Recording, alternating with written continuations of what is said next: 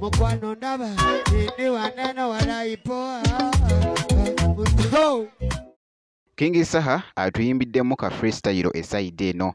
Munnange akatambi kabaddemuko ne mwana mulenzi munnange ate Fiki Gaza. Kw'ossa ate n'abayimbi ab'enjawulo munnange eruuyi eno kibadde kitambwera ddala bulungi nnyo. Ate nga omuyimbi Nina Rose munnange naye atuyimbiddemu nti lwaki olumya banno eside eno. Abadde mu lyaso ate wali munnange babadde bakikwasaganya mwana muwala Nina Rose. Era nga sigenda kubeera nga nkulwisawo. Ngenda kubeera nga ntandika munnange ate ne King Saha.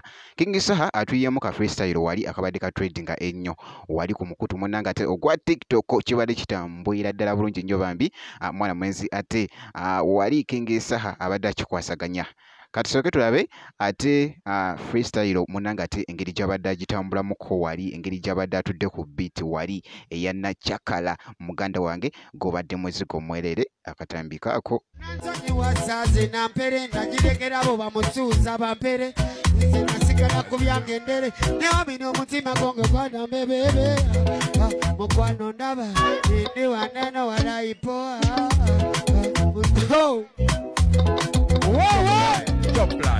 Naja mukunda bate natuka kale nendaba yagenda mukunda bamba babebi baba bobera bale oja kuyita ne rubale kamedi yangu olabeka bale oja kuyita rubale kamba sembe alabeka bakanawe bakanawe mukwate mpola naye aliko rubale oja gombera musamba mpola oja kundaba bana mone musamba lyandaba ngulira yenze musajja kasamba lyandaba oba oyagala kundaba ojja kwantegeera njagala okukwende kugugo ojja kundaba mpola mpola gojja nontegeera kati ekigomenana nkikumba nekitambula mpola tane nkibimba okola omutima gojja otabana naye kati kuba omuziki mojagira ajja nako bwentegeera atamanya ajja kwoza ebyo byanjageera anti we bawezanga balemeddwa okumanya omulazita byategeera.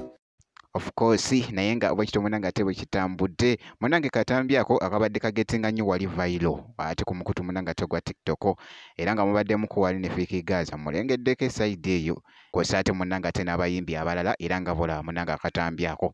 Kati munnange awo kankugyeko ate nkutegezeeko nti no Nina Rose abaddeko munnange wali mu rehearsals bambi n'atuyimbiramuko oluyimba lwaki olumya banno munnange side eno kibadde kitambwira ddala bulungi nnyo. Katusooke tulabe bambi ate omuyimbi Nina Rose engeri gy'abadde atuulamuko wali ate wali nga akituddemu muganda wange wali ne ŋŋamba kibadde kiriya nnyo katono nnyo ate ndyoke nkomewo.